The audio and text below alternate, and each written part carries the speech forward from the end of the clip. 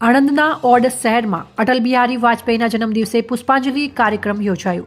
ભારતીય રાજનીતિના કુશળ વક્તા, વિશ્વવિખ્યાત ભારત રત્ન, સર્વશ્રેષ્ઠ સંસદ સભ્ય પુરસ્કારથી સન્માનિત ભારતના ભૂતપૂર્વ વડાપ્રધાન અટલ બિહારી વાજપેયીના તારીખ 25/12/2023ના દિવસે તેમના જન્મદિવસે પુષ્પાંજલિ અર્પણ કરવામાં આવી હતી।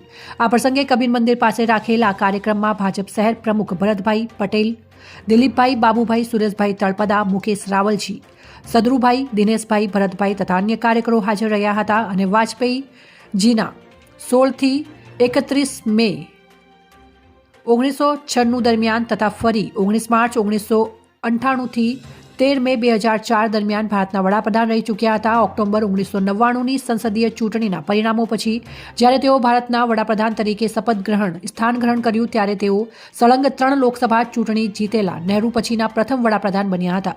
25 ડિસેમ્બર 1924ના રોજ ગ્વાલિયર, મધ્યપ્રદેશ ખાતે જન્મેલા વાજપેયીજી વડાપ્રધાન તરીકે તેઓ એવા સમૃદ્ધ વારસાનું નિર્માણ કર્યું કે તેમની નિવૃત્તિના દાયકાઓ પછી પણ લોકોની સ્મૃતિમાં તેમની યાદગીરી હજી તાજી છે। દિલીપભાઈ એસ પટેલ, ઓડ, આણંદ। ભારત માતા કી જય, ભારત માતા કી જય। આજ રોજ શ્રદ્ધેય ભૂતપૂર્વ વડાપ્રધાન ભારત રત્ન શ્રી અટલ બિહારી વાજપેયીજીનો જન્મદિવસ છે, જેને આપણે સુશાસન દિવસ તરીકે ઓળખીએ છીએ। એનડીએ ઘટકની દેશમાં જ્યારે સત્તા આવી ત્યાર પછી ઘણું જ પરિવર્તન આવ્યું। દેશ વિકાસના પંથે જઈ રહ્યો છે। સદ્ય વડાપ્રધાનશ્રીને ભારતીય જનતા પાર્ટી પરિવાર આજ રોજ પુષ્પાંજલિ કરી તેઓના ચરણોમાં નતમસ્તક વંદન કરે છે। અસ્તુ, જય જય ગરીબ ગુજરાત, ભારત માતા કી જય।